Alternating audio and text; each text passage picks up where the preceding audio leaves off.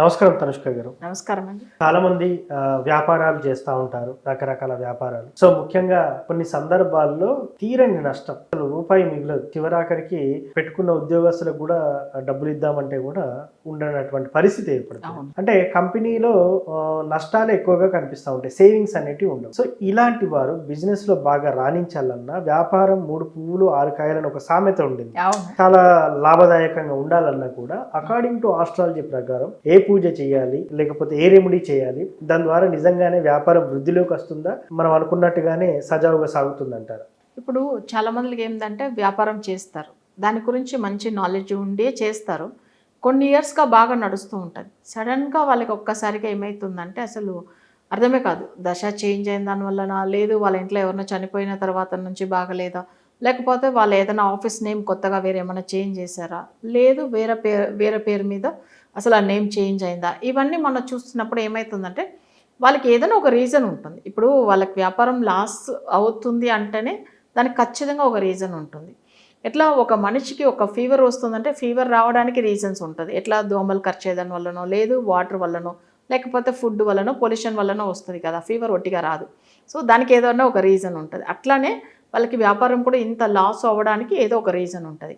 సరే, ఇది మనం ఫస్ట్ లాస్ అవుతుంది. సరే, మనీ విషయం అంటే ఫైనాన్షియల్ విషయం వచ్చేసరికి వీళ్ళకి అసలు ఇంత లాస్ అయ్యి ఈ అప్పులోంచి బయటపడాలి ఒకటి. రెండవది ఏంటంటే వాళ్ళకి అసలు కొంతమంది బిజినెస్ చేస్తూనే ఉంటారు, డబ్బులు ఎంతకంత వస్తుందో అది అంతలోనే ఖర్చుకు సరిపోతుంది, కానీ సేవింగ్స్ అనేది ఉండదు కొన్ని జాతకాలకు.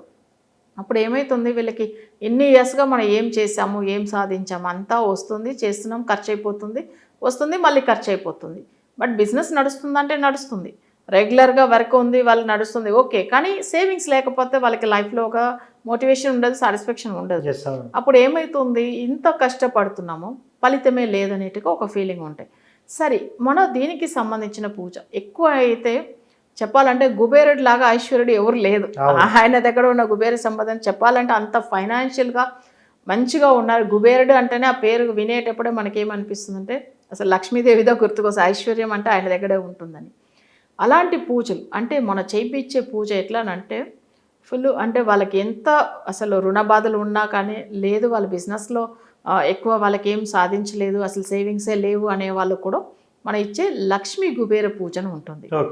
ఇది ఎలా అంటే ఇప్పుడు లక్ష్మీదేవి, కుబేరుడు భార్య, సో ఇట్లా వాళ్ళ ముగ్గురు జనరల్గా మనకు వచ్చే, ఎందుకంటే పుష్కలాదేవిని అంటారు, పూరణి అంటారు కుబేరుడు భార్య అని.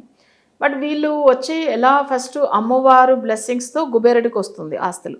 అంటే కుబేరుడు దగ్గర ఇప్పుడు ఏదైనా కానీ ప్రతిదీ లెక్క చూసిదా ఇస్తాడు మనుషులు అందరికి. ఎవరు కుబేరుడు అంటే అమ్మవారి దగ్గర లెక్కలు చూసి అతనే ఎవరంటే కుబేరుడు. ఆయన కంట్రోల్లోదా ఉంది డబ్బులు. స్వామి వారికి కూడా అప్పులు ఇచ్చాడు ఆయన తిరుపతిలో. కానీ ఇవన్నీ ఎందుకు చెప్తున్నామంటే ఆయన కంట్రోల్లో ఉన్నప్పుడు మనం కూడా ఆయన్ని మొక్కుతే తప్పకుండా మనకు కూడా మంచి ఇన్కమ్ అనేది ఇస్తాడు, డబ్బులు ఇస్తాడు. అయితే దీనికి సంబంధించిన పూజలు ఒక 9 రోజుల పూజ ఉంటుంది. ఎవరైనా కానీ ఇప్పుడు ఎక్కువ సర్లే ఇప్పుడు ఈ నెలంతా మేము ఖర్చు పెట్టాము, ఏదో అవుతుంది, ఈ మంత్ ఎండింగ్లో వచ్చేసరికి మాకు డబ్బులు నిలబడలేదు, సో వాళ్ళకి శాలరీ ఇవ్వాలన్నా కానీ, లేకపోతే మాకు ఇంకా బిజినెస్ కంటిన్యూ చేయాలన్నా కానీ ఒక మంచి ప్రాఫిట్ ఉంటేనే చేయగలుగుతాం. అట్లా అనేటప్పుడు ప్రతి ఒక్కరు ఈ లక్ష్మీ కుబేర పూజ మనం తప్పకుండా ఇంట్లో చేసుకుంటే అప్పుడు ఏమవుతుందంటే వాళ్ళకి కన్ఫర్మ్గా అష్ట ఐశ్వర్యం అనేది వస్తుంది.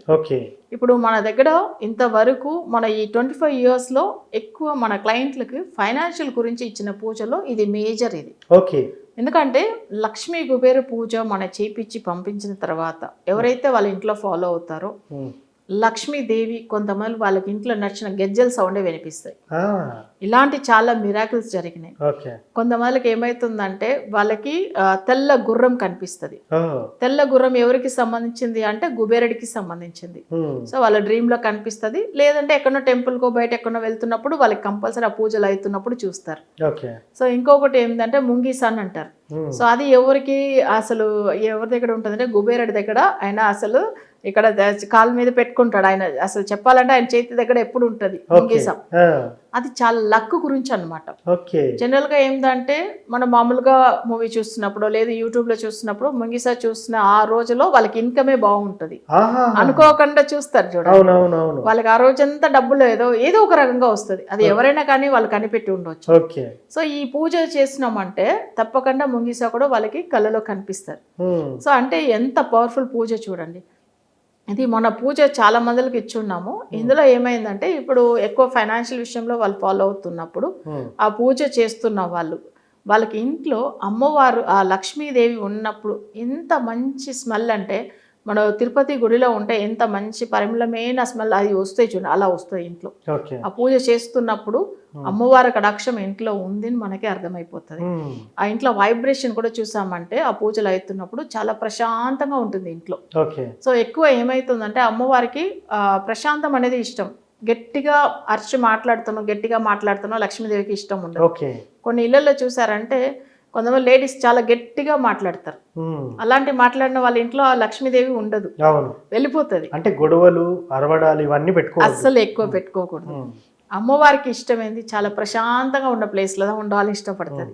ఈ పూజ చేస్తున్న వాళ్ళ ఇంట్లో కూడా ఈ 9 రోజులు పూజ అవుతున్నప్పుడు ఇంట్లో అంతా ప్రశాంతంగా ఉంటుంది. ఆ ఇంట్లో ఆ స్మెల్ అసలు చూడగానే మనకే అనిపించింది, అట్లా ఎంటర్ అవ్వగానే ఆ వైబ్రేషన్.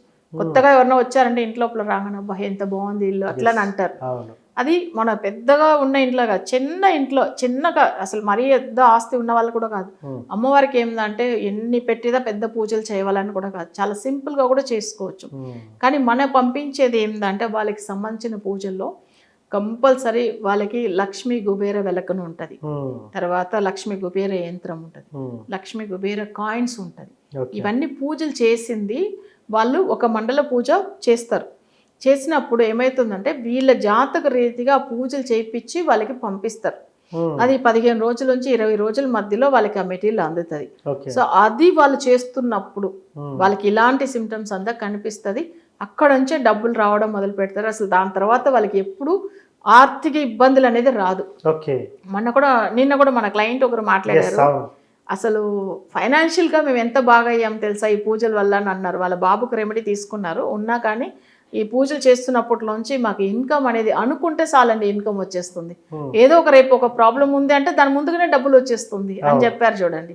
అట్లానే ఏ సమస్య వచ్చే ముందుగానే ఆటోమేటిక్గా వాళ్ళకి అవసరం ఉంది ఏం ఇప్పుడు మన ఈ రోజు రేపు ఒక కమిట్మెంట్ ఉంది అంటే ముందుకు రోజే వచ్చేస్తుంది అనమాట ఆ పేమెంట్. సో అంత పవర్ఫుల్ పూజ ఇది. సో కానీ ఇది ఫాలో అవ్వడానికి 9 రోజులు నియమనిష్టలు ఉండాలి. వాళ్ళు అసలు ఇంట్లో నాన్ వెజ్ ఏం తినకూడదు. అసలు అంత భక్తిగా చేసుకుంటే అంత మంచి ఇన్కమ్ అనేది తప్పకుండా వస్తుంది. అంటే నిజం చెప్పాలంటే ఈ 9 రోజులు బలంగా చేస్తేనే కదా మనకు కావాల్సినది అన్ని వచ్చేస్తాయి. సో కావాలనుకున్నప్పుడు కొన్ని వదుకోవాలని చాలా మంది చెప్తా ఉంటారు. దాంట్లో బ్రహ్మచర్యం పాటించాలి, మీరు అన్నట్టుగా నియమ నిష్టములు పాటించాలి. పాటించడంలో తప్పేముంటది? అంటే ఐశ్వర్యం కోసం చేయడంలో తప్పేం లేదు. ఎందుకంటే అందరికీ ఐశ్వర్యం ఉంటేనే గుర్తింపు ఉంటుంది, సమాజంలో గౌరవం ఉంటుంది, మన మాట చెల్లుబాటు అవుతుంది. సో నిజంగా మేడం బిజినెస్ లో లాస్ అయిన వారికి చాలా చక్కటి పరిహారాన్ని అయితే తెలియజేశారు. సో తద్వారా కూడా ఆర్థికంగా బలంగా పుంజుకోవచ్చు అని కూడా చెప్పారు. సో థ్యాంక్ యూ అండి.